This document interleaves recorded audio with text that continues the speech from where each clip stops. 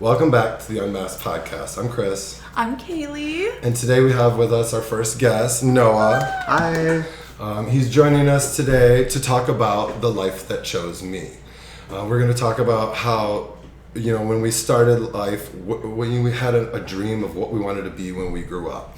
Everybody wanted to be a doctor or a firefighter or a chef or, a dinosaur wrangler, whatever it may be. But, life has a tendency to change paths for us, no matter how well we plan them out. Sometimes it feels like there is divine intervention, to bring us to our larger path, our more focused internal path, And I think we find that when we find our authenticity a lot. And a lot of people, what we're trying to do is help people find their authenticity through sharing our stories and all this kind of stuff. Yeah.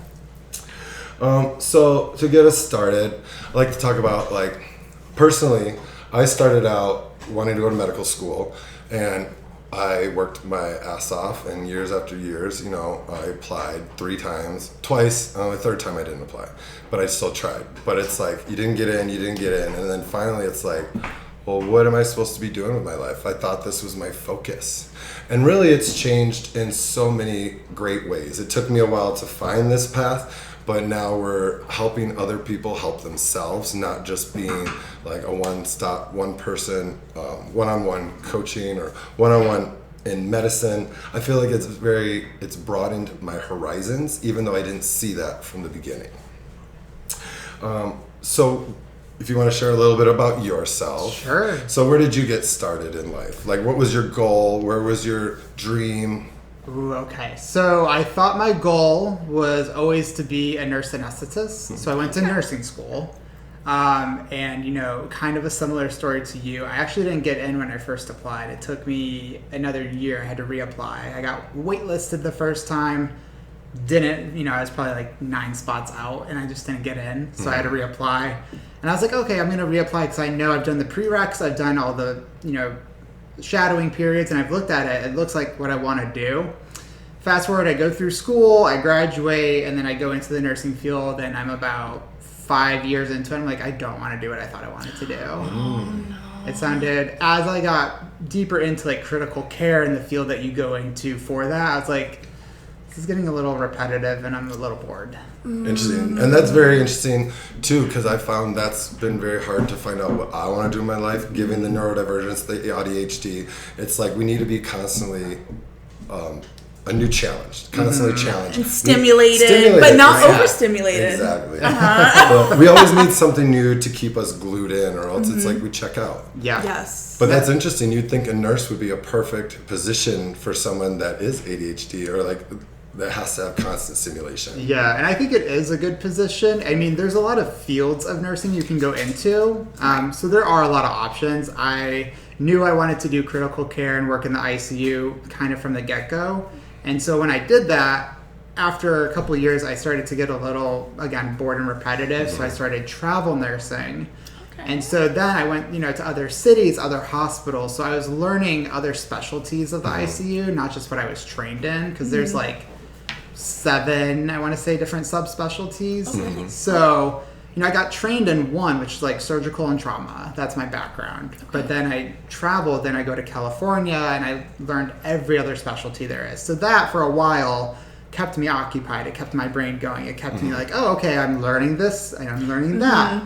But then after a while, and I was just kind of and now it's getting back to repetitive, and I've kind of gotten a little bored with it. Now, speaking on the ADHD, you said you were late diagnosed, correct? I was. So I actually was diagnosed midway through my nursing program, and I actually had failed the semester before. And so in the program, you get to fail once. You can think one semester, you can fail one class and repeat it. If you fail a second class, even if it's the same one or a different one, you're out of the program. And so I had already failed our med-surg program, which is the one people typically would not do well on. And I came back, I did really well the next semester, and then we got to our next session, and I was not doing well. And it wasn't supposed to be as hard. And so I did really poorly on one of our finals, and the professor called me into the office and was like, I want to talk to you about this before we go over the grades because I knew at that point I was like, I'm pretty sure I failed again and I was gonna get kicked out. And so she's like, I notice you in lectures, you're there, you're paying attention, but you're not present. And I'm like, I think I am. Like, I think I'm listening.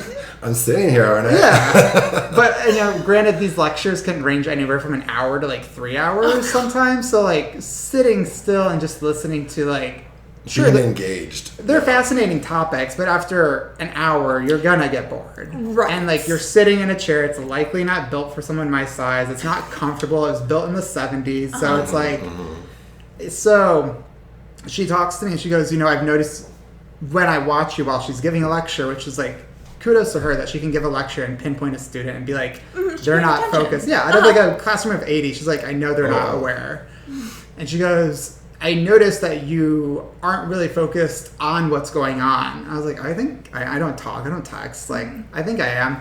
She goes, I think you might have some type of ADHD where it's kind of affecting your ability to concentrate. And I had never been diagnosed or anything. She might have a kid that has, and her brother. Oh, there you go. I was like, she had to have a relative or somebody to be able to spot it in you. Her brother, and she's like, you act like, I can see how your eyes and how you kind of are in a conversation. It's identical to my brother. So she said... To where you're checking out, but you're still talking. And it wasn't until she said that until the next semester that I actually noticed it, because what she wanted me to do, this was over winter break. She goes, if you have time over winter break, I'd like you to go get evaluated by a psychiatrist, see if this tracks, if you need medication, if there's anything that could help you in the classroom, and we can kind of reevaluate.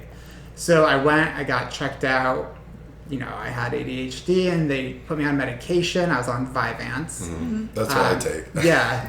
And I think I was on it for maybe a couple weeks over winter break. And then she's like, I want you to come back and take the final again. She's like... That's so nice. Yeah, that she actually cared. Yeah. Really yeah. is. And it wasn't... And at first I was like, oh, I'm going to take the same final. Same material, but I'm just going to same questions and all this. Different final. She changed it up, so it wasn't the same. Okay. And I went in and I was like, okay, I've been on medication for a week or two, took the final. I was like, all right, did I pass? Do I get to keep going? She's like, yeah, you got an A. And I was like, oh, cool. That's awesome. That is awesome. Wow. Yeah. So I really, and in certain schools, you can get testing accommodations. So instead of doing your tests in the classroom, you can go to another smaller area where it's a lot quieter, it's a lot more focused, and you get own private You get untimed, right? Or a larger amount of time. I think it's larger. See, when I was in school, I didn't know about this till senior year, and Yeah. that was so many hoops you had to jump through just to prove it. And I'm like, I'm almost graduating. Fuck it now. Yeah. And I never thought to put that together as why I struggled to retain information. And so, I retested, I continued with the program and, kept up with my classmates, and I started doing all my testing in the accommodation. It made a world of a difference. And then, being on medication through the rest of the program, I think I got A's and B's throughout the rest of my program. I love that. Yeah. What do you have anything similar to say because you were late diagnosed? Yeah, I was gonna say I was late diagnosed too, and so I went to culinary school, but it was during high school, so it was my senior year, so it was I'd go half to high school and then half the day to culinary school.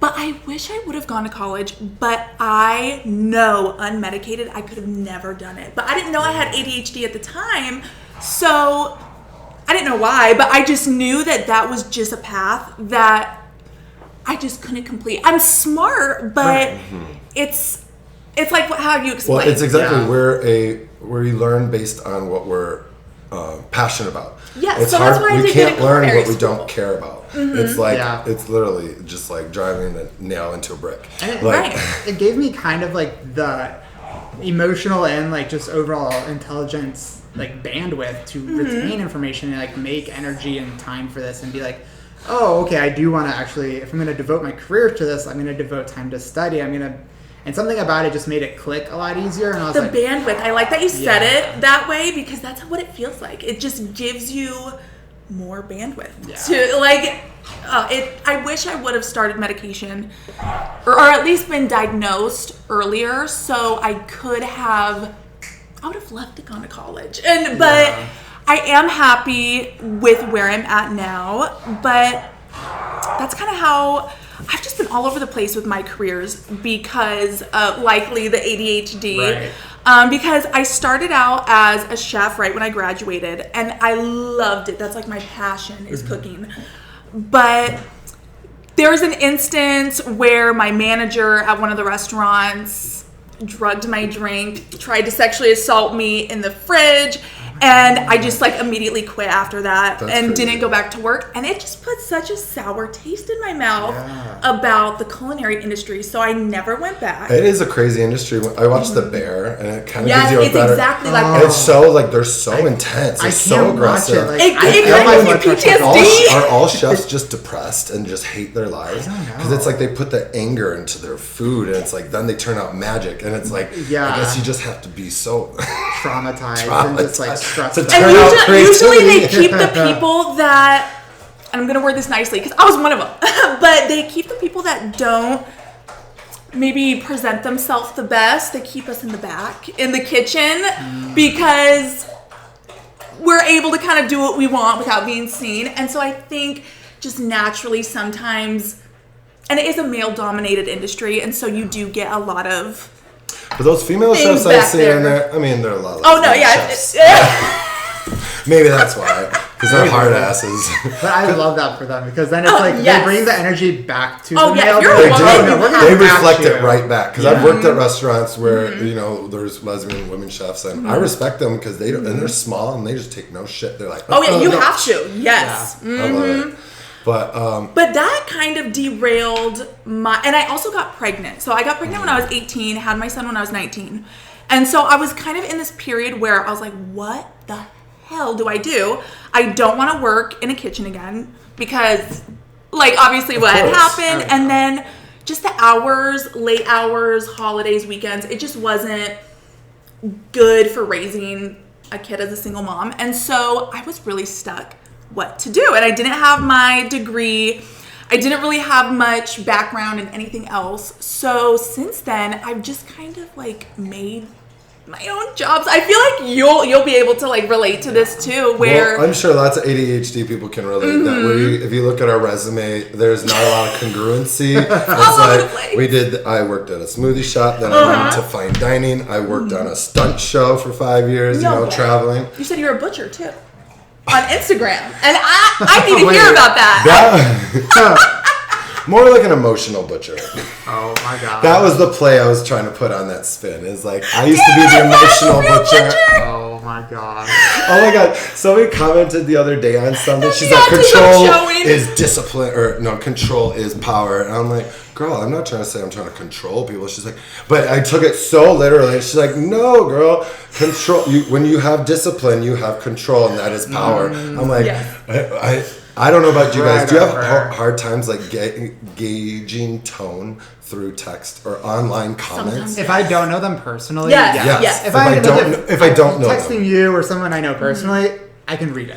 Definitely. Yeah. But I mean, like, okay, so I've been like responding more and more people to the comments and, trying to be more interactive. And sometimes I'm like, what are these people saying? Oh yeah, I get like that. I get offended. I'm like, wait, take it back. Yeah. And then sometimes I have to run it through ChatGPT and they'll be like, they're talking about this, and this. It tells me the gosh. different aspects. And I'm like, oh, I totally thought this is what they were talking It's like about. that But being I totally Ohio is see it. after you. It's just like, no, she's not. She's just offering advice. Like, Exactly. Yeah. I know, but I take it personally sometimes. And I'm like, what? I don't know. So you weren't actually a butcher? No, I wasn't.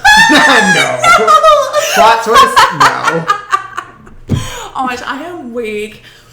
But yeah, I can definitely relate to the late diagnosed, having to figure out just like, what the hell do I do? I have bills to pay. Yeah. What do I do? So you think after the diagnosis, it was earlier, still in your 20s for both of you, Yeah. do you think it changed your perspective on life in all? Or do you think going through your experience more so changed your perspective? Like how much did the medication change how you looked at life? So me, I was diagnosed in 3rd grade. So I was 9 years old. And I went from C's, D's, because I was the class clown, because I couldn't pay attention. I was like, hey, what's up, bugging people. And I went to straight A's. Like, it was overnight, like, resounding. And I never missed a day of class. I was like Mr. Type A, like, had to be on top of everything. And so then I was formed into this idea that I wanted to go to medical school, because when I was a kid, I wanted to be a doctor and a chef and a vet, all these things. Right. But my mom said doctor. And I did say that I wanted to do that. But, the parents help track you in what you've said. And, that's a professional. And so for so much of my life, I really wanted to, grow up to be this professional. And I thought that was it. And on my medication, it made me so driven. And it made me blindsided to everything else. Yeah. It just put on blinders. And it's like, this is my path. This is where I'm going. I'm charged. And I never questioned anything. Yeah. Never questioned anything. I was just like, this is it. And the moment that I didn't get in, I was like, okay, what can I do to get in again? And I jump this loop, and it didn't work. And that's what brings me to my next point is, where did this beginning break you? Like you said, you were 5 years in and you're starting to see the repetition that you were getting bored of. Yeah. No matter what field, it's going to be repetitive, and it kind of doesn't allow you for new creativity. Right. You're just a worker. Like I like to say, doctors and nurses, it's like working at an auto mechanic. Like it's like, oh, let's fix this. Next. You got to give some personal and but at the same time, you have to see so many people and take care of so many so quickly. Like you can only give so much personality, and that's why another story. But that broke me, and I actually stopped taking my meds when I didn't get into medical school. Okay. After the second time. And that's when I ran away with the circus, and I joined that superhero stunt show and traveled for 5 years off my medication and really seeing what life was, because I was so broken that this whole life path had just shattered in front of me, that I'm like, I've tried so many different ways to get in. I'm not getting in. Why aren't I getting in? Yeah. I take the medicine. I can't take anymore. I'm taking 70 milligrams. And then you get stuck on it. Yeah, and it's like, I don't know what else to do. I've tried all these things that everybody does, and it's not getting me in. Yeah. And so I was just like, well, I need to figure out what else to life there is, obviously. I think that's a big thing with millennials, because I think we're all millennials, are we? And so I think that's a huge thing I've noticed among friends or people I meet who are maybe not even any form of neurodivergent or ADHD. I think it's part of our generation of a lot of us were hyper fixated to go hey, once you have the smallest inclination that you want to do something, that's it. Make a successful career, make sure you buy a house, make sure you do this, make sure you make this money. And it's not working for, I feel the vast majority of us.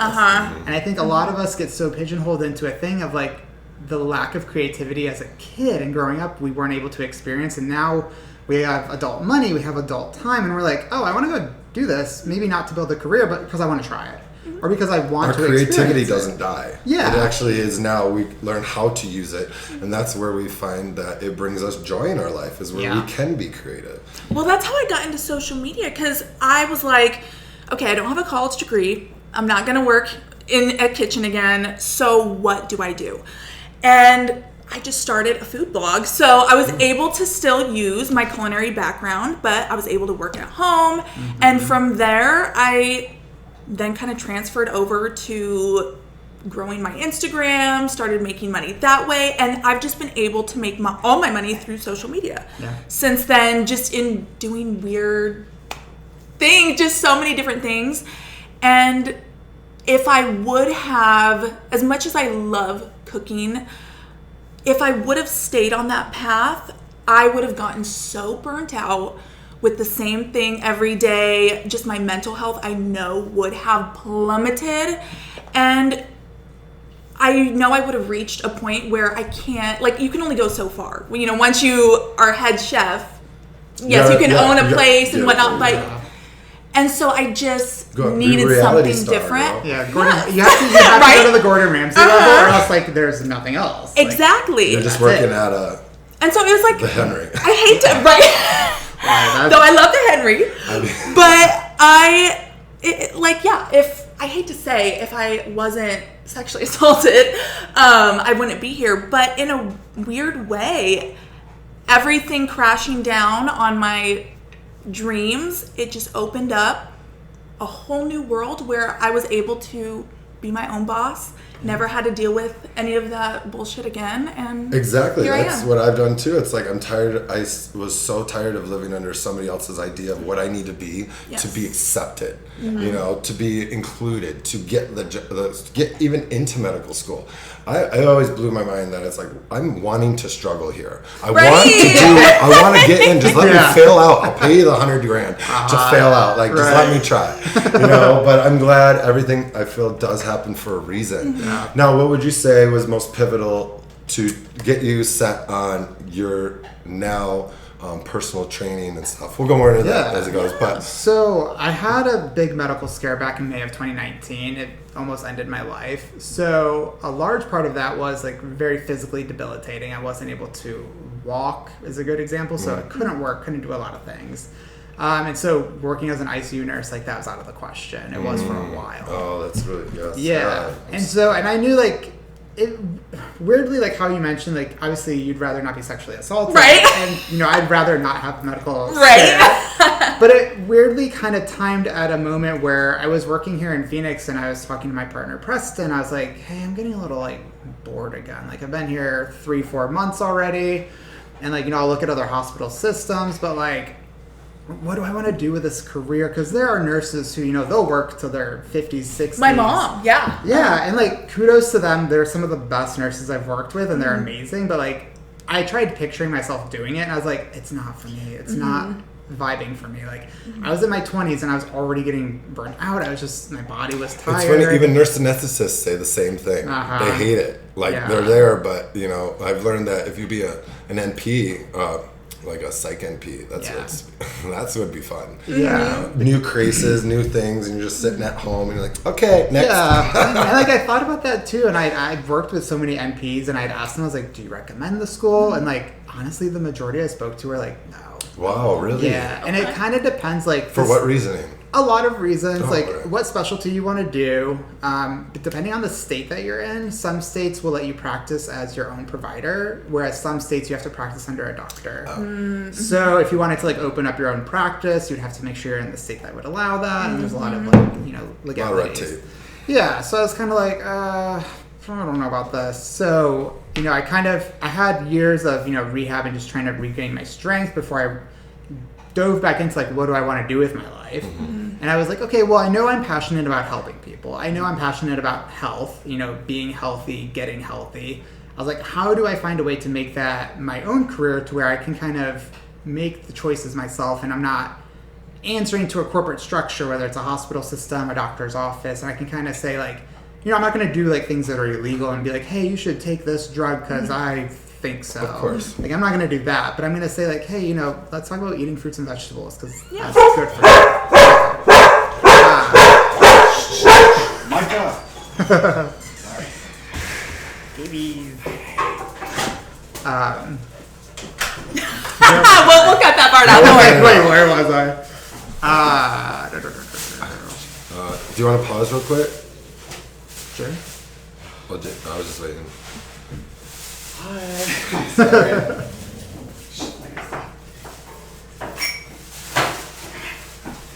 Yeah, you guys can go in the room. That'd be great. Thank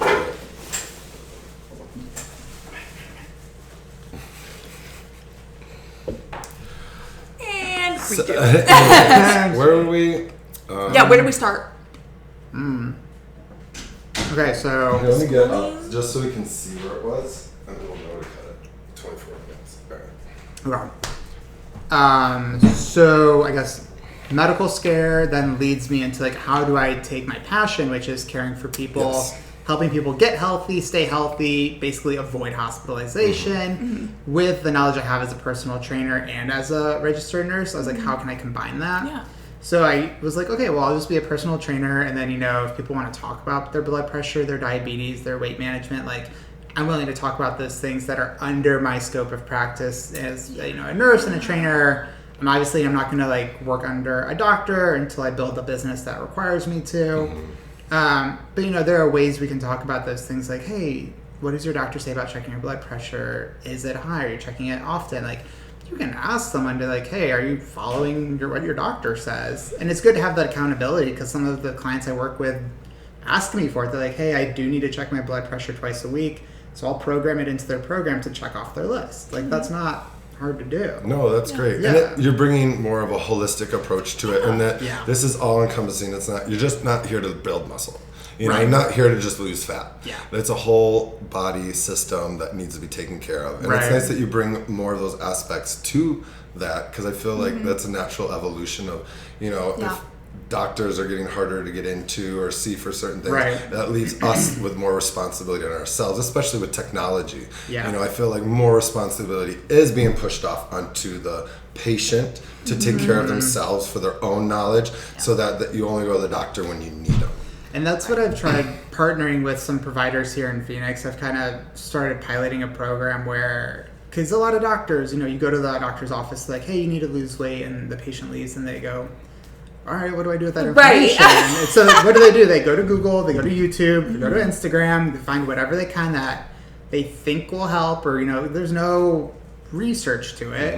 And so I've, you know, gave my information out to some providers here in Phoenix, and I was like, hey, like, I would love to be that liaison, that middle person between like you and the patient. If you're like, hey, I recommend, you know, maybe start exercising more, maybe start managing your weight a little better. Instead of them going home to Google it, like, you give them my business card and be like, here's this guy, you know, we've worked with him, we trust him, we've spoke with him, he's got great resources, he has clients to prove that he has this, he's a healthcare professional, he is, you know, certified and licensed. And that's honestly the best way to get clients, I think, is partnering with those clinics and stuff, because the information are there, and they're going to trust what their doctor's office tells them. They're going to be like, well, okay, well, I like this doctor, so I'm going to like what they show me. That's really smart to do. And it's my way of helping still work in the healthcare field and hopefully help alleviate some workload of, you know, providers where they're way overburdened already. Yeah, so 100% you're still in the healthcare field, because you're actively being preventative, you know, and prevention is like key to everything. Like 80% of diseases can be prevented, you know. That's the crazy thing. But what was I going to say into that? Well, yeah, that's what's so great about coaches, is because coaches help what the clinicians can't come home with you. And it's like, we help you keep accountable. That's why I try to say, people that are in therapy, you know, you're in talk therapy, you're only going to be talking about what you decide to bring up, you know, and a lot of that is very one-sided, because it's all only your perspective. And really, when you do get sent home with like tasks and stuff from a therapist, it may be like a day or two that you think about it, and then it's out the window until next month or in 2 weeks. You know, and that's where coaches come in, is we help you stay accountable. We keep you on a plan that, you know, okay, this is what my clinician told me. I need to try these. All right, let's set you up to keep you accountable, to keep you motivated. And it's like, people do feel that they have the information, but once you got the information, you got to put it into practice, and that's harder than anything. Like, that's just step one, is learning about it. The hardest part about a workout routine is going to the gym. You know, a lot of getting people motivated to just get there. Yes. Exactly. That's kind of the hurdle that you try to get people over, and you're like, okay, well, you know, you don't want to handhold someone, obviously, but you want to at least guide them in the right direction of like, where are you supposed to go? No, of course. And every day it's discipline. I just heard, I was watching this Diary of CEO podcast yesterday, and the guest he had on, I can't remember his name, I was kind of infuriated by it. He was saying, like, discipline, it's unfair to look at a guy who goes to the gym all the time and compare him to someone that doesn't go to the gym, because he's got a habit built. And it's like, you only need discipline to build the habit, and then the habit makes it so you don't have to struggle, so that you can just easily do things. I was like, it takes discipline every day to show up at the gym and finish the exercises. The habit might be, oh, I need to get to the gym because I haven't been today. But it's so easy to be like, all right, well, I'll do it tomorrow. To stick to the habit. Even if you got a habit, he said, even brushing your teeth. I was like, there's plenty of times that I'm like, I don't have time to brush my teeth right now, even though it's a habit, and I know this, and I throw gum in my mouth or something. But it's like, he's almost saying like a habit compels you to do it. And I was like, a habit is nervously picking your fingers. A habit is like pulling your hair. You know what I mean? They're not, a habit isn't always eating right. Like, you have to create a lifestyle, and that through it takes discipline and showing up for yourself every day. And that's why I was really astonished by that. I was like, a lot of people just saying stuff out there. Some of those coaches like that go on these podcasts, I don't know where they get their qualifications from. I think they're just hooting and hollering and Exactly, and that's why I try to say stick to your own discipline. Stick to your own area, your own niche. Yeah. Speak from your experience, or bring someone that has more experience than what you don't. Yeah. You know, and this guy was not in shape at all. So I was like, maybe you just know, because I commented, I was like, what about all those New Year's resolutioners? They're very disciplined and they can't build that habit. I was like, that negates everything you just said. It is really hard when you do see some like interviews or, you know, whatever it is. And one thing that does bother me is when you have like people who are very wealthy try to give you like financial advice. Oh, yeah. And it's like, unless, like, granted, everyone starts from a different place, whether you're born into money, you become successful, whatever it is. And sometimes I feel like when you are super wealthy, you have a jaded perspective of how to manage finances, and you cannot relate to someone who is like paycheck to paycheck. No. Is minimum wage. Like, there's some degree of correlation, but like, you're not going to meet them where they're at. Like, No. it doesn't I just really saw the always statistic apply. yesterday that 2/3 of the world, so almost 7 billion people, make under $12,000 US a year. You know, obviously some places, you know, it goes further, but obviously there's only like, Southeast Asia that really works at anymore. Everywhere else is like expensive. I mean, to each its own, but I thought that was just so astounding. I was like, that's crazy. That's like, But then on the other side of the spectrum, we have a few people that have close to $1 trillion. and they're the ones that are telling us how to live our lives. Exactly. But that's why I love the day and age of the coaches that they're raising up, and they do share their experiences. Obviously, you know, you have to tread lightly with what you share. You know, opinions do kill people. That's why I try to say you create your own opinions. You know, we're giving you a method and how to find your voice and giving you perspective and experience and how we did such, but we're not going to ever tell you this is how you got to do this is what you got to do, except for having an open mindset, you know. Because it's never a one size fits all. It Nothing never is. Nothing We're all is a one size unique, fits and we all. all have specific ways that we need to be attributed to. And I think that really matches like the topic of, you know, what you all talk about with, you know, whether it's ADHD, forms of neurodivergency and all of that. I do think there's a lot of like curiosity and open-mindedness that is present in those people. I agree. As opposed to like, I agree. and it's also, I think, in large part generational, because you don't always see people who are more quick to judge are less likely to ask a question. So when you think like, if you're having a conversation with someone who maybe doesn't match your views or whatever it is, having a conversation where you can ask questions is going to be way more functional, way more constructive than it is for you to just judge and just, you know, nitpick at it. It's like, yeah, you can disagree, and like to some degree, yes, but try having a question, try having an open conversation about it, have some curiosity. And isn't about it crazy this. how neurotypicals just look at us weird when we're like asking questions? I'm like, Or they get upset. Like sometimes people get upset. they're like, it's not that deep. I was like, well, my radar says it is, and I need to know why you're saying it and you're acting this way. And it's like, Because otherwise, I'm just gonna walk away and ignore you. Right, Yeah. like I need to know, especially being neurodivergent, we put on a mask. Of course. And so, like, we ask questions because we need to know the context. So we know we don't take things out of context. We know how to act, how to respond. Yeah. But people get bothered by that sometimes. And Well, it's because I feel like those are the people that want you to trust what they're saying at face value. And even though they may have ulterior motives to why they're asking it, I feel we have those spidey senses. It's like, nope, that's not right. You're not asking this for the face value of it. You're doing this to either get to me, or you're doing this to incite something else. And it's usually and you know, I feel so crazy when I do start going off. I'm like, well, this means this, and this means this, and this means this. I'd show them my chain of thought. They're like, oh, it's not that deep. And I was like, that's always the response. And I was like, it's always that deep. It's like saying a everything's joke that deep. is laden in truth. Right. It's 'cause- Exactly. Exactly. I don't know. It's funny. Oh, back on track though. So, after you were broken, what identity was born? I will say personally, like after not getting into medical school a couple of times, I went on the road. I traveled for 5 years, and then I ended up here in Arizona. Went into fine dining because I was used to making a certain amount of money on the road, and so I was like, okay, at least I'm making this. But then I was still lost. I was like, Right. where the hell am I going? I don't know what I'm doing in life. And then I started thinking, well, what did I do to get here? What is my experience, and what can I use that for today? And at a time I was thinking, you know, maybe I'll go into like medical sales or stuff like that, because, you know, I've had sales experience and I've got this, and biology and stuff. But then at the same time, as you look into those, you're like, oh, I don't even like who those people are. I don't like what they're doing, even though it's making them money, you know? And then it's like, I try to go back to medical school, but this time I was going to like, maybe I'll go PA school. And because less work, less time, I'll just get in, you know? And so I went and was a medical scribe for 2 years.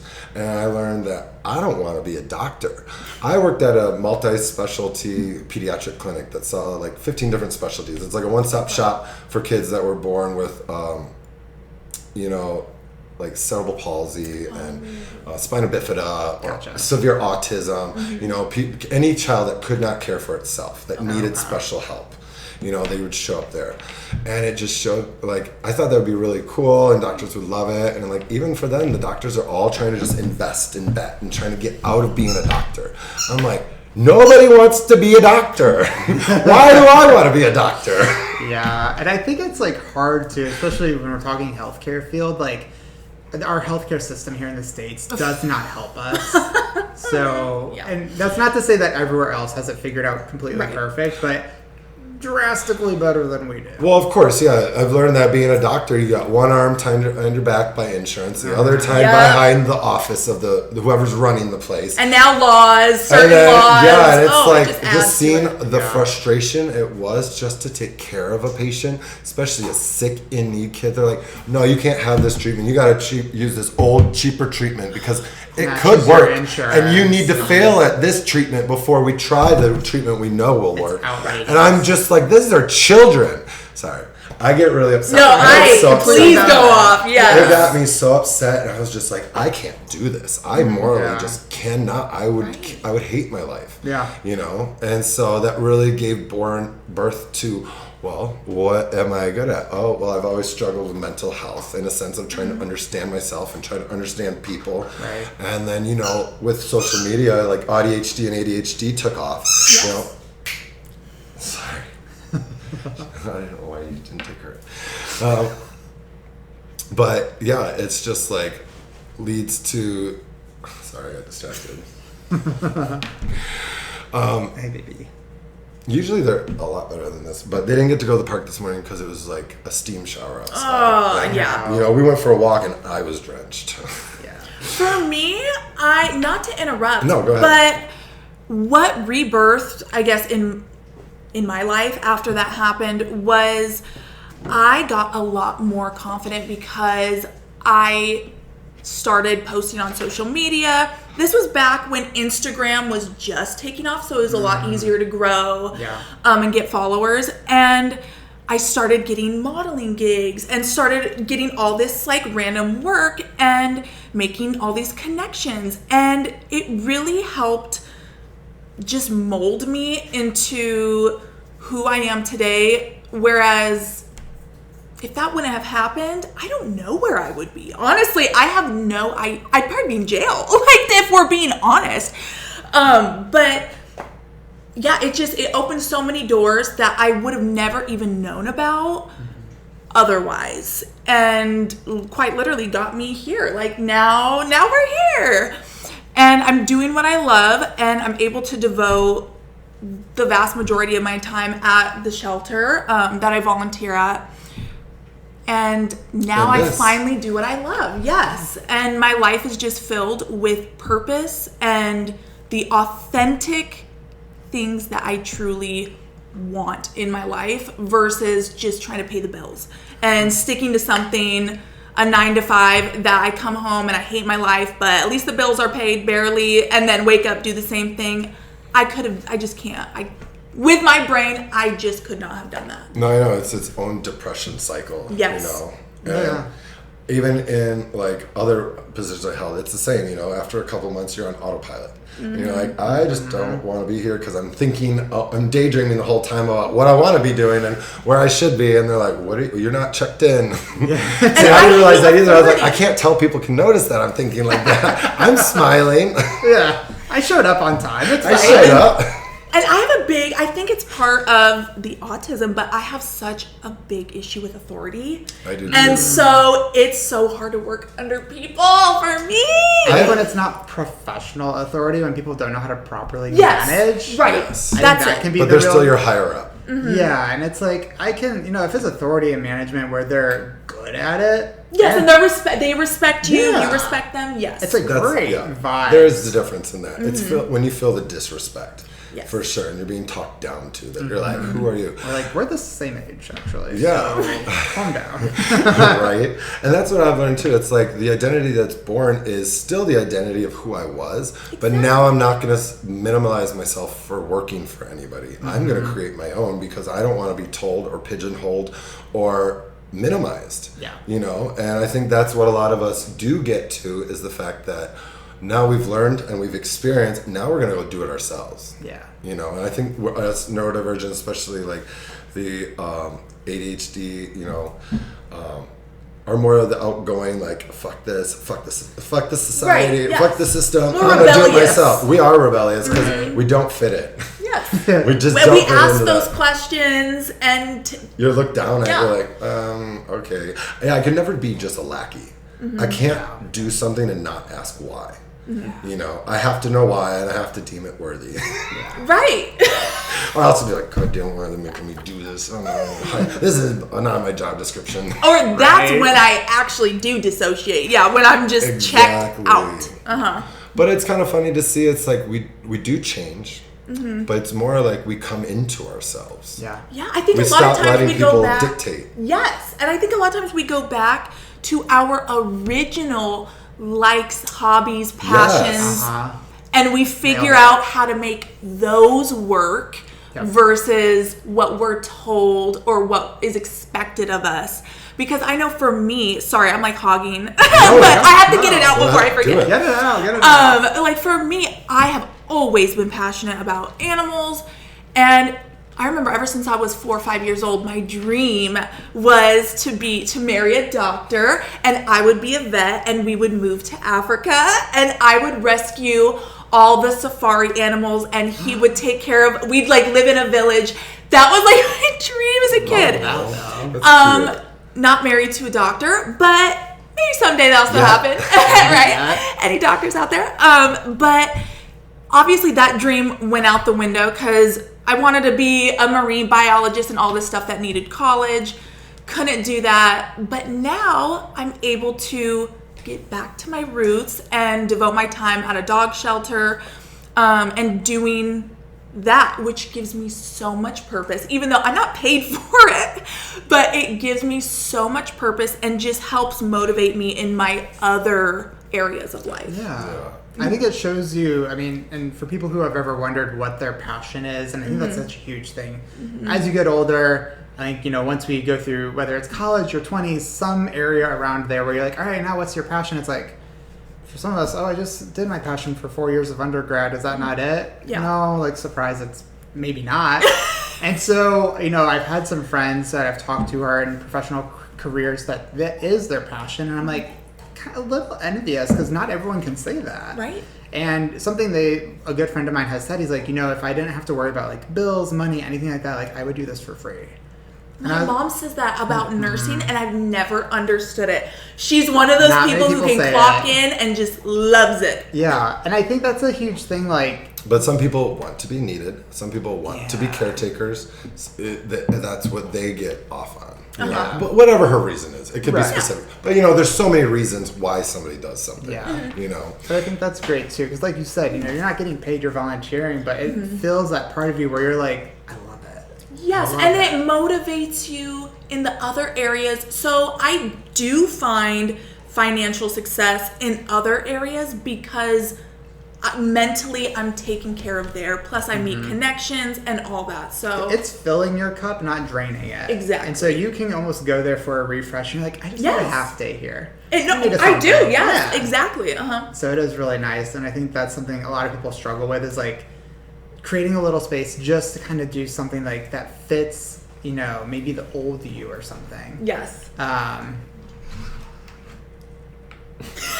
Everything's going wrong today. Because you look on like Instagram, TikTok, anything, and you see people our age who are doing like these very unique careers, or they built this like business because there's a girl in there that played with Legos when she was born in quarantine, and then she created this like Lego career I forget what the item is, but I feel like COVID did that for so many people. A lot. When everyone had to bunker down, people lost their jobs. I feel like so many just like small businesses arose, and because we had, some of us had the time to kind of go back and be like, what did I like to do after a And that's where it decade? stems from, is like I try to even tell clients, and it's like, what did you like to do as a child? That's how you're going to find your passions. Because you'll be like, what are your passions? Like, I go to the gym, I watch TV, Right. like I go out to eat, I go Right. out, I party. Like, it's like, those aren't passions. Those are like are just- coping mechanisms. Those Exactly. are filling in the gaps with like, Those are coping mechanisms, Yeah. because once you're doing something passionately, it all. Sorry, guys. do you want my light? Just plug it in. I was trying to charge it earlier. Because I have like a little light that might work. We're usually much more professional than this. I mean, it's way more professional than my setup, so you guys are good. Mine's literally me with my phone. I'm like, let's do this. That's how it started. Usually is. That's how, yeah. I know, now we got some lights that don't want to work. I don't know. Whatever. You put like a water behind it? Yeah. That's enough weight. There we go. That'll work. We'll make it work. I think it's so important. I think one of the okay. There you go. I think one of the most important things that I wish I could have told myself back then was to never stop nurturing your inner child. Ever. I don't care if you're 80 years old. Your inner child is the most, at least for me, what I've noticed is the most important, crucial part of you, because that is where everything stems from. That's A your lot of life your force. traumas. Yeah, that's literally what molded you. So if you have any questions about what your passion is, anything like that, literally just look at yourself as a child again, and what would have excited you then? What would you have wanted to do back then?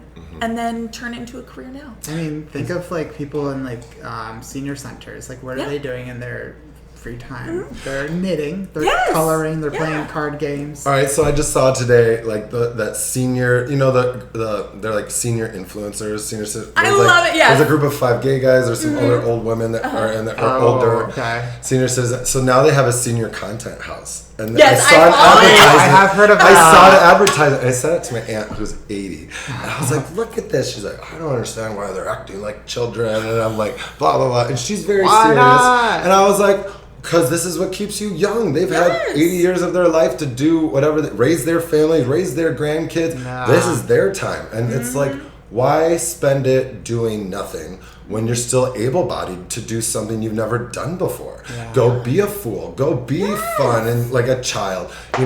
What time do you have to waste? Yeah. We're just waiting around to die anyways. Exactly. And honestly, life is struggle. Yeah. Life is struggle. No matter who you are, life is struggle. Struggle with So fun why people. aren't we making it the most pleasant place to be? Yeah. While we're struggling. And that's what it's about. It's about the journey, And as we've seen, no matter what the destination is, once you get there or close to it, you're like, wait, I don't even know if I like this destination. But it's all about the journey and stuff, A quote I saw on Instagram not that long ago that kind of ties in with this that I loved was that happiness is the most radical form of rebellion in times like this, or something like that. And it kind of fits like with what you were saying. Like, yes, life is hard. We're all suffering right now. We're all suffering. So the most rebellious thing you can do is just party through it with a smile on your face and make the best out of it. And Yeah, I say, heard "Fuck that you." the terminology of happiness is being able to find positivity and negativity. Yes. And also be able to find the negative and the positive, to be able to see both sides, to give yourself grounding and gratitude. Yes. To be grateful. But this leads me into what purpose feels like versus what we're taught. We talked about, like I spoke about how I felt like I needed to be a doctor, a professional, because that is what my surroundings were telling me. Even though there's lots of mixed signals as you're a child, but you internalize certain things. You don't know why you internalize them. You're developing. It's that good boy, good girl aspect. It's like, I don't want to disrespect my friend. I want to be the good boy. I want to be praised. And, I want to follow and them to be, I'm so proud of you and all that stuff. And then it reaches to a point that you're just like, well, who am I living for? Whose purpose is this? You know, I think that's what we have to decide is the purpose ours? And looking back, even in medical school getting into medical, trying to get in, I was talking to my advisor at the time, and I was saying how I want to be preventative, how I want to teach people preventative stuff. And like, you're not going to make money doing that. And everybody else said that too. They're like, you better be a scalpel jockey or something more, because otherwise, why are you being a doctor? And I was like, that is a good reason. Yeah. Like, you know, and after seeing it, trying to being a medical scribe, I was just like, they're so stressed out, and they just spend to try to make up for everything that they're stuck at work for, you know what I mean? Have 4 more kids, you know, they're just trying to, you know, make it worthwhile while they're struggling. Yeah. You know, and I get it. But even they're living it up and trying to make the best of it while we struggle. But the purpose that I feel is like what society puts on us, and then when we get to those breaking points, we finally find our own purpose. So I have a question that I'm curious about. So as a woman, I have a very strong emotion about this, but I'm curious. So for me, and I'll explain. So I think for a lot of women around the world, not just here, our purpose is put onto us literally when we're born to get married, have kids. That's it. Like, that is your purpose. That's the best thing that you'll ever achieve. It's your greatest gift. And I'm not saying that it's not, but They groom you to be second. we're literally molded to just incubate babies and be a wife. And there's so much more. Yes. Attract the mate with security. Exactly. So I'm curious, as men, what expectations were put on you guys specifically? Because I know you guys have your own set of different expectations. Well, you can start off. You can start. All right. Well, I was saying personally, as a man, you know, society and movies shape you as well. It's not always like your parents out of their mouth, but it's also like, you know, they want you to be the leader, they want you to be the breadwinner, they want you to be the professional, they want you to be the strong person that doesn't fuck up or mess around, you know. And it's like you need to just keep excelling, and it's always like, how high can you excel in every avenue? That's how I felt. Like you need to be a professional in everything, you need to be this, you need to do that, you need to do this, and it was just like, if I couldn't, you're a failure. In a sense. And then don't complain about it. Yeah. You're not allowed to complain about it. That's the thing too. It's like you see that with a lot of Right. straight men. It's like they just keep it all inside, and you see them hurting behind them eyes, and you're like, just let it out. But they were never taught how to let it out. Yeah. You know, being a gay man, I have a lot more emotions, and I have a lot less sense to keep it inside. You know what I mean?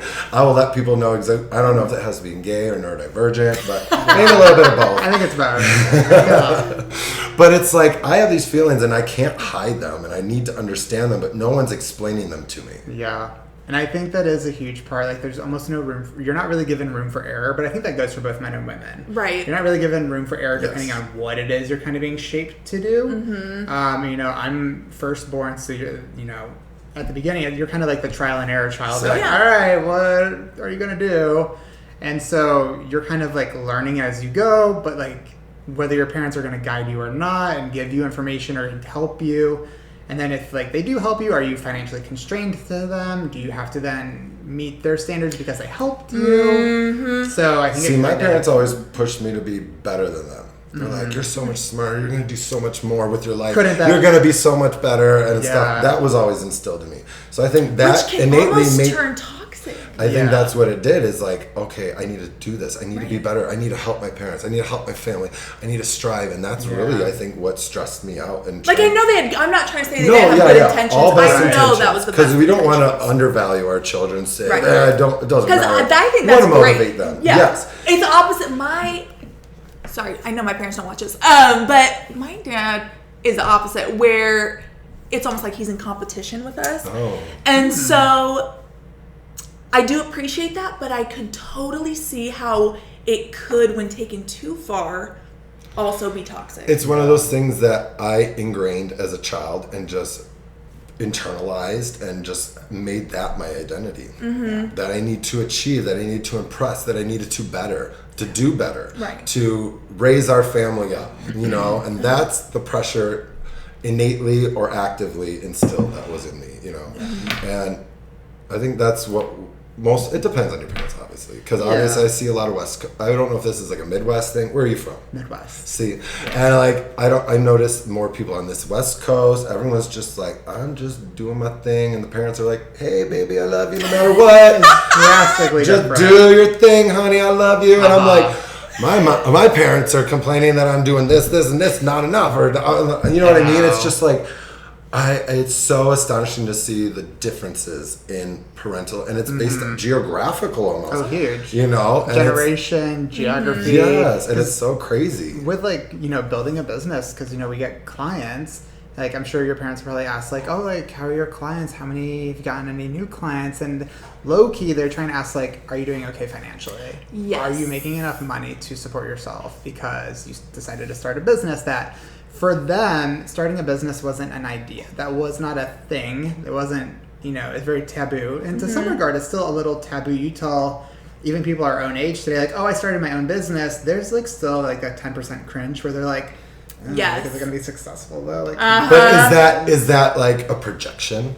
Oh, yeah. I have a business idea, and I think it's going to fail, so I think yours might fail, too. Yeah, and I think it's a huge projection because, and I think all of us, before we started a business, probably did that at some point where we're like, oh, you hear that, you're like, oh, God, that's so risky, like, in this economy, And then, you know, you get your foot in the door and you're like, oh, it's doable if you work at it, and I know I can work at it, and I want to work at it because it's what I'm passionate about. And so I think it kind of changes your viewpoint on it, and you're like, oh, this is cool, and I actually vibe with this a lot. And, you know, I think the generation before us did not get that opportunity or just didn't take the opportunity to kind of meld that for themselves. I didn't think they had, like, the idea to do it because it was not instilled. It was like, okay, where I'm from, it's Michigan, so there's big GM, Ford, Chrysler. So that, in my parents' age, everyone went to the shop. Yeah. Like, and then you paid your way through college if you went to college, you know, or part-time college to get yourself through. You work for but UPS, everybody went to the paid shop, for it. like everybody did, and they made great money. My parents had Cadillacs in their early 20s. They were like new Cadillacs every year, you know, all this stuff. They had so much money they were just throwing, but you know, you're working for somebody, and that was the idea. Is like you need to go find somebody to work for, unless you're a pro, like a lawyer, a doctor. Yes. But really, you're just working for somebody still. Oh, yeah. It's challenging, and like you said, the geography can make a huge difference because we have so many friends out here on the West Coast where it's like their parents are so chill and they're very like so supportive of them doing nothing. Yes, and it's not that our parents aren't supportive; they're supportive in a different way. Yes, but like, my parents are supportive. I don't want to say that they're not supportive. My parents are very supportive, but it can be hard sometimes in this strenuous and like how they support. Like it'll be like, oh, Maybe don't like do a little this. suffocating. Oh, don't do this. Oh, you shouldn't be doing this. Oh, you shouldn't be doing this. I was like, can you tell me what I'm doing right, please? Yeah. That's what I want to hear. And especially like with my like clientele, I typically tend to work with gay men when it comes to health and fitness because that's what I am used to. It's what I can. That's your background. Yeah, and it's literally like, you know, me. And so, you know, I've had, you know, family tell me, be like, why are you only going to work with gay people or gay men or, you know, that LGBTQ community? And I was like, well, that's who I want to help. That's who I want to serve. And like, well, you're going to miss out on so many clients. I was like, that's not the point, really. Yeah. And it's, you know, again, my business, like, you've never started a business. You've never done what I'm doing. So I appreciate some feedback, but know that it's not being received well. I will say that is hard when you start a business, is like, who is your clientele? You know, and that is hard to just say, I got an idea, but how am I going to sell it? How am I going to build it? Who is it for? Yeah, who's the demographic? How am I gonna? Because I was specific originally, like I was like, I'm gonna work with gay men and LGBT community, and I was like, everybody needs help, but nobody wants it.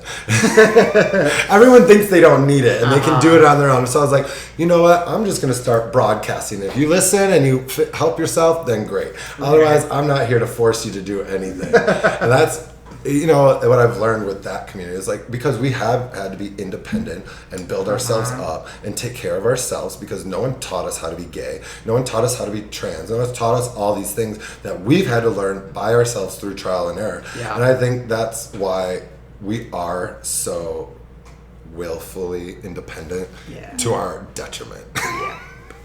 And I think generational wise, like our parents also didn't have access to like YouTube, internet, all these things that we now have a resource for. So it does change that. So but I was sent that the other day by my father, like, respect your parents because they didn't have what you had growing up. And I was like, the internet was born when you were 30. Like, we had a library of self-help books, and maybe the ideas and the concepts weren't developed yet. Yeah. And I do try to understand that, but the whole idea of trying to better yourself is not new. Like, the information that was accessible was in print. It was still at your library. It was still at the bookstore. You still had to go want to it. Maybe it wasn't at our fingertips blasting us in the face, hey, you need to grow. Hey, are you doing this wrong? And that does change the greater amount of people. Yeah. But I don't think it changed anybody that initially ever wanted to notice that they needed to be better. But maybe that idea in itself is new. Yeah. The thing I was reading didn't really speak about that, but maybe the idea of like, maybe I'm not okay. Maybe I'm not good. Maybe I am different. Maybe, and mostly it was like, no, I just gotta belong. I gotta belong. And then when the internet came, we saw the diversity and the need for uniqueness and the need for independent education. Well, and it opens up that conversation. I mean, what we're doing now is having a conversation about topics that, 10, 20 years ago, people didn't have conversations about. True. Or maybe they didn't have... It's very taboo. Maybe they didn't have the vocabulary to understand it. People and that's going true to too. therapy Mental wasn't health a was a thing. taboo thing back then too. In the 80s, 90s, that was like when it started being talked about. Like, I remember when they put me on or Ritalin, and there was a discussion between my parents, like one wanted it and one didn't because of the label, and like one was like, but it's gonna help him, and it's like, it's very interesting on these things. So I totally forgot about that. See, I should be more sensitive with the older generations too, because I feel like I've figured things out that they should have figured it out.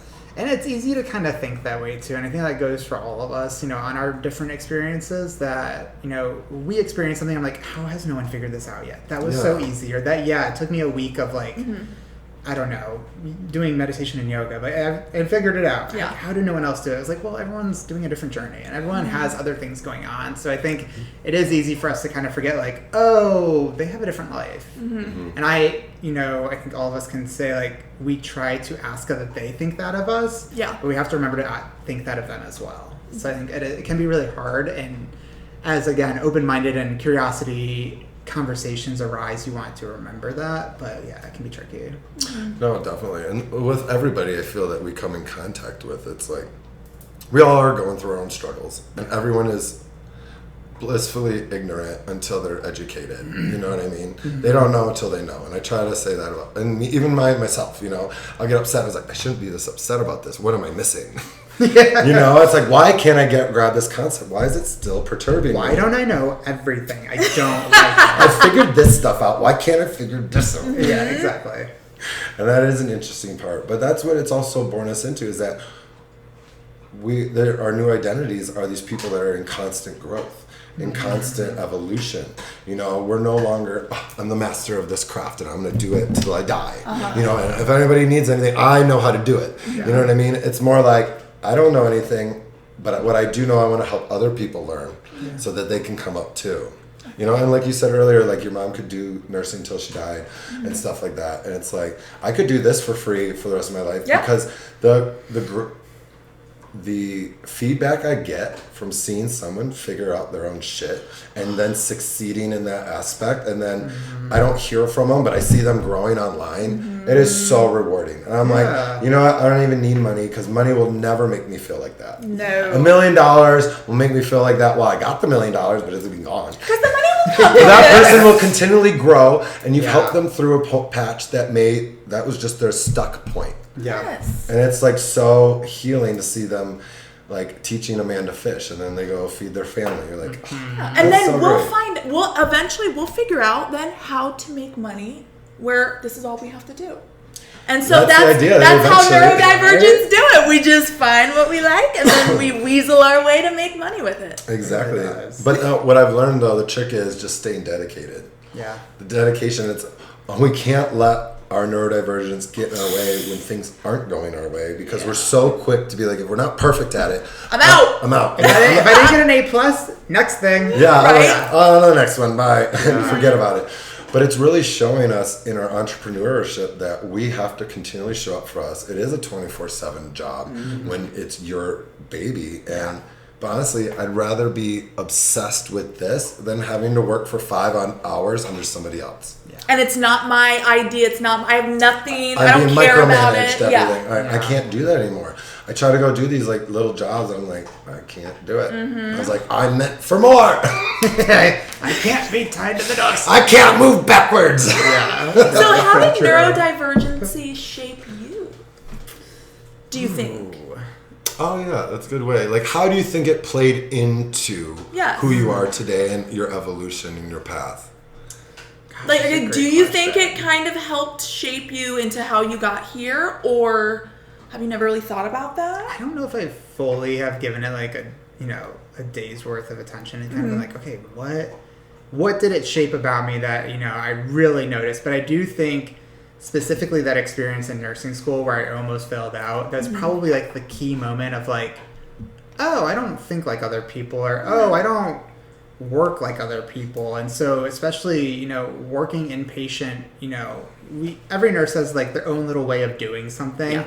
Granted, you're going to follow the same policy, the same procedure and routine for certain things, but like you have your own way of like navigating through your own shift. Yeah. It's 12 hours and you have to figure out your own system of how you are handling meds, doing this for the patient, doing that, following up with the doctor. Everyone has their own system. And I think going through that experience, it kind of made me learn I need to learn how I work before I go into something. Whether it's work, whether it's, anything, friends, like what am I not necessarily bringing to the table, but who am I as the person that I'm bringing to the conversation or to the relationship? Yeah, I like that. Whether that's nurse-patient, friend-friend. So, it shows up in every aspect, and I think that kind of makes me just think a little bit more about, like, what am I doing? What am I doing with my time? Is this something I want to actually do? And, no, exactly. Yeah. What about you? Specifically what? How did neurodivergency shape you, do you think? I said, it's been a lifelong struggle. It's been a lifelong theme to me that I've been battling with to try to match societal's like qualifications. And it was only till like the last 5 years that I started thinking, I try to use my ADHD as not an excuse to ever not achieve anything. I was just like, it's part of me. I can still do it. I'll just strong arm it till I get there. Right. And I learned that I can't do that. Yeah. Like, I really can't. Like, my second time trying for even the MCAT, I was just staring at the page and the info wouldn't go in. And I'm just like, it's a hard task. Yeah. And it's so, you're just hard like, for a reason. And you're like, okay, Chris, listen to your body. Yeah. Work with yourself, not against yourself. And it wasn't until I kept hitting my head against the wall in frustration and not being able to accomplish what I've tried so much of my life to do, and I put so much effort in, and I feel on paper I should be up there. I wasn't a 4.0, but I had a 3.4, 3.5 in my master's. It wasn't bad, but it was just those things that always stuck in me. And it's finally, I was like, why am I trying to fit somebody else's mold? Why am I not trying to create a reality that fits me? Because once I started doing that innately, I was enjoying my life more. And so I just started going with that. I was like, well, then I started following, ADHD and autism and stuff was more talked about social media. I started following those clinicians and a lot of psychologists and psychiatrists on TikTok and stuff like that. And I just started learning. I just started learning more about myself. I started going to therapy, started trying to make sense of things because I was like, nothing's making sense to me. This reality, I feel like I don't belong. Like everything I do, I'm just getting pushed back. And it's because I kept forcing the flow. I wasn't going with my flow. I was forcing my path. And as you get older, you really learn that forcing things makes things blow up. Yeah. Yes. And you really have to learn. It's like going down a river in a canoe and you got to throw out that paddle and just drift with it and just be like, all right, here's a left or right turn. Let's lean left or lean right. Don't fight the current. Don't fight. You can lean, but if it takes you left, like that's where we're going. Yeah. Don't go back. Always say yes. Like move forward, I feel. Yeah. And that is something that my neurodivergence, I feel, the ADHD, I try to hide my ADHD for so much, medicate or smoke weed or try to dim myself because I wanted to fit in. And really I've learned that those are just holding me back from who I truly am. The medication thing is still a mixed sword because it does help. Yes, I agree. It's like today, are you on a medication these days? I'm not anymore, no. Not on any? No. So what do you do to manage your... Meditation and yoga and journaling are probably my biggest 3. And obviously I go to therapy when I need it, so. Okay. But yeah. I was going to say, I know how you mentioned you're able to retain information. When was it? You started wanting to learn about listening to psychiatrists and all that. And, you know, I think a lot of us, when we make that connection of like, oh, that's not what I want to do, but that's what I thought I wanted to do. You know, nursing school was hard. And yes, the medication did help to some regard. And I was retaining information better. But when I got, you know, into working in my career and I was like, do I want to go back to NP school? Like the thought of going to school sounds terrible. And I don't. It's so stressful. I don't want. That was the big thing where I was like making that connection. Like, this isn't my career because I don't want to learn more about it. So you specifically only feel you needed the medication for study. Outside of there, you've got a good grasp on yourself. I think so for the most part. And I think like that's the big thing because when I go to learn about like fitness things now or, you know, things in the gym, program development, or, you know, I'll still learn about like blood pressure, weight management, and those things that are more common practice or common knowledge for people. But like, I actually want to watch a video on it. I want to read up on it as opposed to like, if you were to like, hey, you know, NP school, here's your textbook, I'd be like, absolutely not. I'm so like that. I can for hours research something I am interested in, but if you give me something that I don't care about. Well, because for like culinary school, I'm sure like when you were learning about food or anything, you loved it and you wanted to like learn more about it. Yes, you know? it's very hands-on, which was also really good for me to like help retain the information as well. So yeah, I think that makes a big difference when you're trying to retain something versus wanting to. So yes, when you're forcing it into your brain, it just won't. You just gotta. It doesn't. Like I said, it's like hammering a nail into a brick. It's just you gotta hammer that. Yeah. So, leading to our little coaching moment. Sure. If you could go back and tell yourself what you know now, what would you tell yourself in nursing school?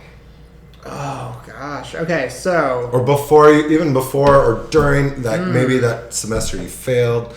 You know. Yeah, I like the semester I failed before I retook that exam and was like okay to continue the program. I thought for sure I was like, my life is over. I'm gonna have to like go back to Ohio and live with my parents again, like all this stuff. Like the nightmare of a millennial like came true. Oh yeah. Yeah. And I was just like, oh my God, I moved away for a reason to get farther away because I just like want to get out of the Midwest. And you know, at that point, I was just kind of like, we were getting like so many more things. We're becoming more popular. YouTube, Instagram, all these things. And I made a video on like YouTube with like an old account. And I was like, me and a roommate at the time, we were doing like funny stuff. And one of the comments I wrote under it, or a caption, or maybe a text that I sent to her, I was like, hey, like maybe we should both drop out of school and just like become professional YouTubers. Cause like that'd be like so funny. But like, you'd probably be millionaires right now.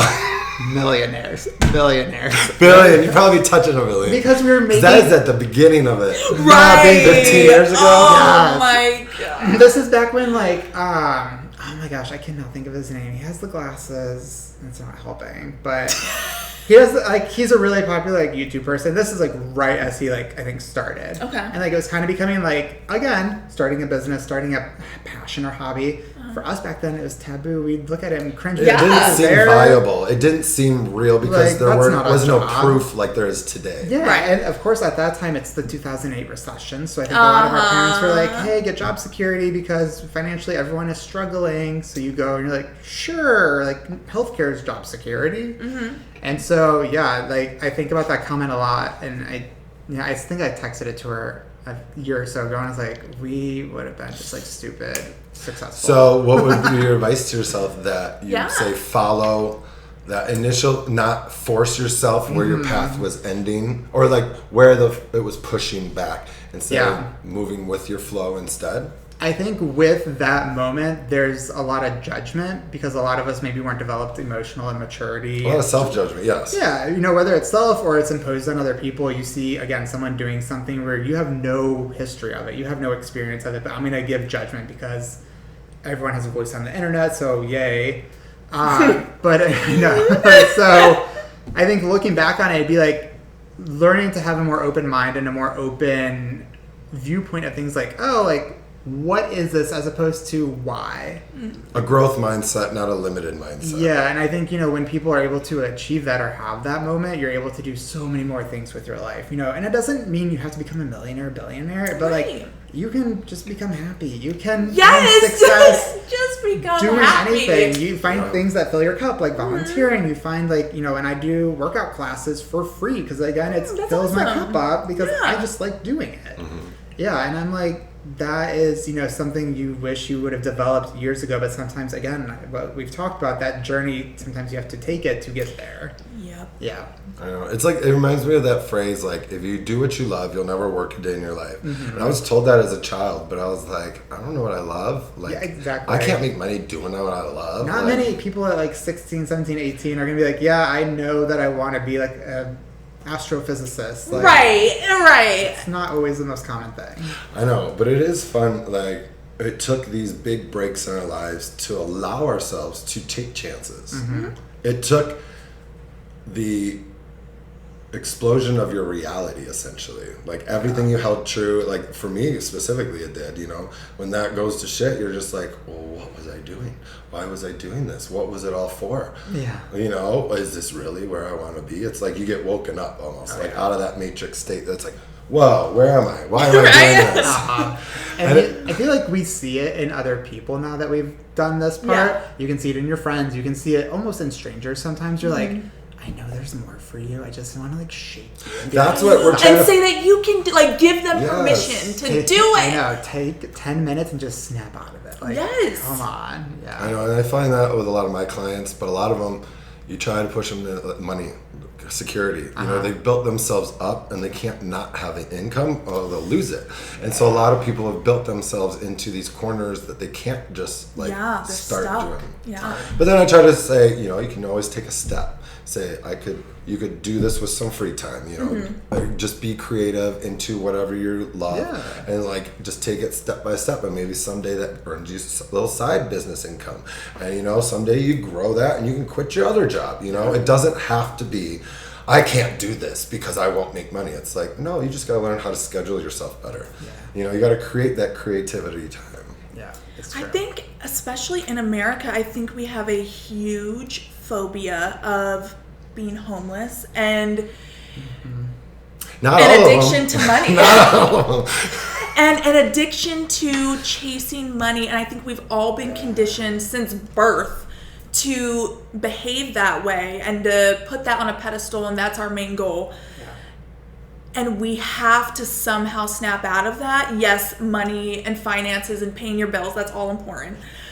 But we have to snap out of it and say, you know what? I will be okay. My bills will be paid, but I'm going to find what fills my cup and everything will follow versus just being stuck in that rat race. And that's just so consuming that you have no time to do what you love. You don't even know yourself. You don't have time for therapy. You don't have time for anything except for that 9 to 5, what's in front of you. And that is, nothing will make you burn out faster than that, I don't think. Well, yeah, but it's like on top of that, it's like you have that 9 to 5. You have to have a gym body. You have to be social. Oh, yeah. You have to be doing this. You have to do that. It's very You have a house to overwhelming. take care of. Yeah. Yeah, you have to do all these things. And it's like, a lot of people ask me, like, I don't know if I have ADHD or, I don't have all these symptoms. I was like, well, society is creating a lot of ADHD symptoms in a sense that we're scatterbrains because we have too much to pay attention to.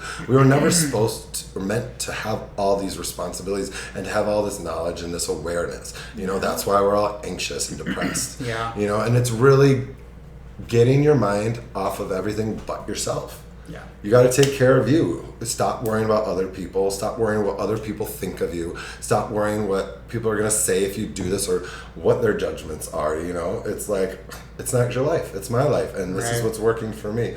And it takes that crash, I feel, to really realize that. It's like, well, you guys were all telling me to do this, and now where are you? I'm crashed and I'm by myself. You know what I mean? It's like, or, you know, I have to just restart over. And it's like, no, I can't do that. Sometimes you have to almost quite literally hit rock bottom before you're able to finally hit the ground and climb your way up again. But until, at least for me, that's how it is. For me I cannot get up unless I'm at rock bottom. I don't know what it is. I have to crash, take a minute at the bottom, and then I can work my way up. But sometimes it just takes everything to crumble, and then you can build it however you want. That's true. I think it gives people like a period of reflection too. Yes, it forces you. It forces you, and that's that period that people need. Like you were saying, like people don't take the time for themselves, and you know, whether it's 5 minutes a day, 10 minutes a day, once a week, whatever it is. Like, people don't take it unless it is literally forced upon you. Exactly. I mean, I think we can all say we've all been people pleasers. And that's the snap. Is like, you know, it's like, I'm not gaining, I'm just draining myself.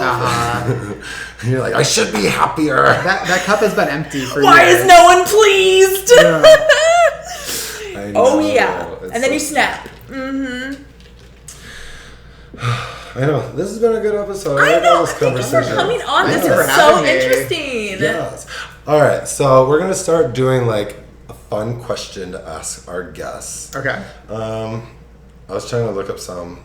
If you could have one superpower, Oh no, What would Kristen it be? just asked me this last night. I know the cannot answer so to think you're mine. prepared. No, I did it. I meant to do like a BuzzFeed quiz and be like, "What's my superpower?" I don't know. Okay, so I think between the two of them, I would probably go either invisibility or fly. It's a mix between those. But when I think of like X-Men back when I was a kid, like who my X-Men was, Yeah, there you go. I really went for like Jubilee.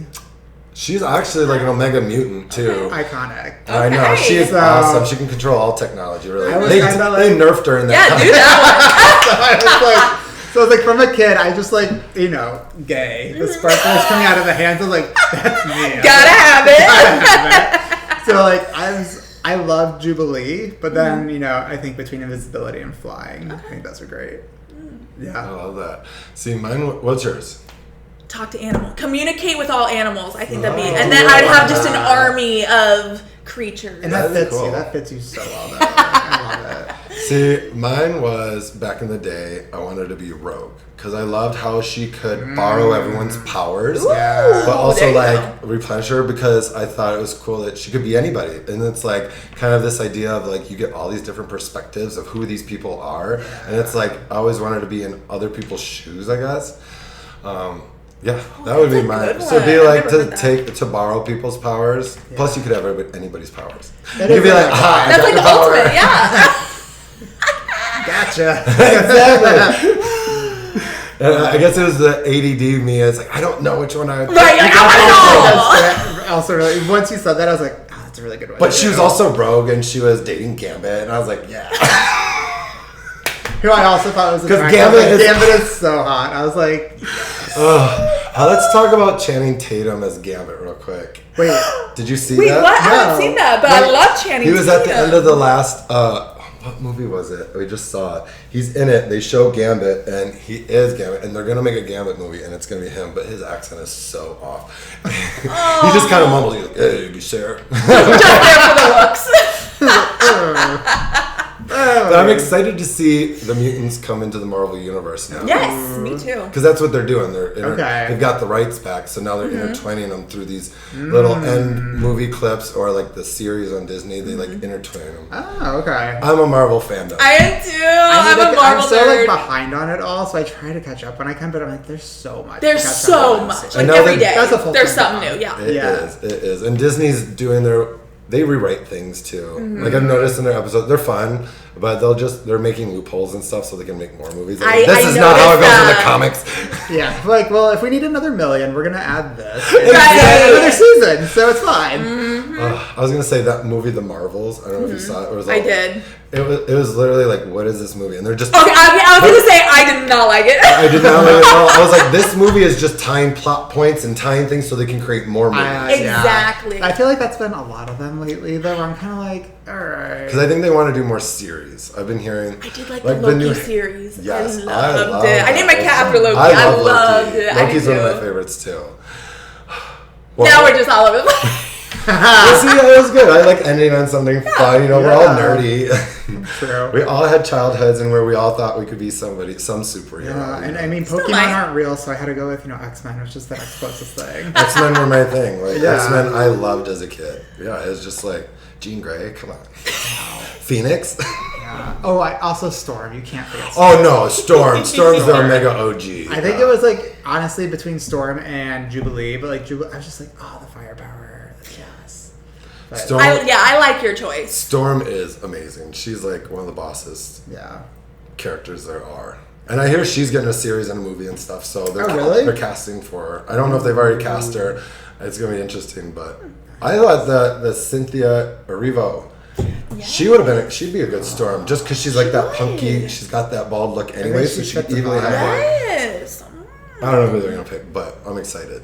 Storm's good. Yeah. If Marvel, if you're watching this, Let us cut him know. a check. Get us the swag bag. We'd be happy to Actually, Gambit, hello. promote. Right? This is your gambit, honey. More like Colossus. Oh my god.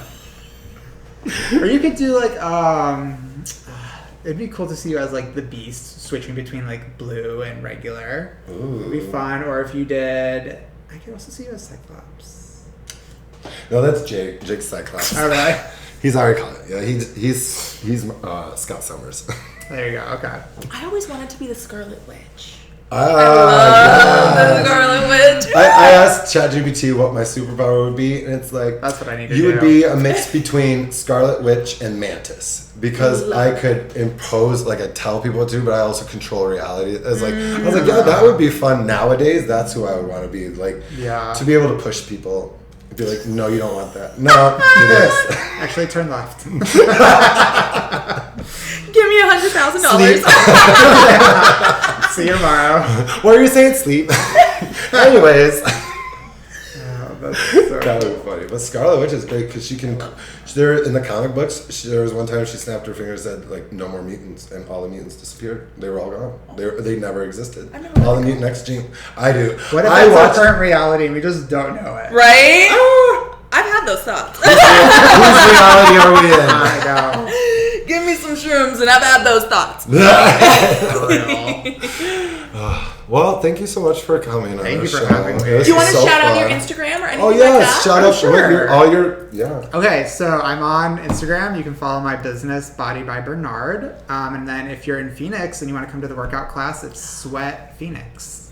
And I'll have all this information under the posts we put on Instagram and everything too. Awesome. All the links. Perfect. And then make sure to follow our Of course, the Unmasked podcast, the Chris.unmasked. Kaylee Unmasked.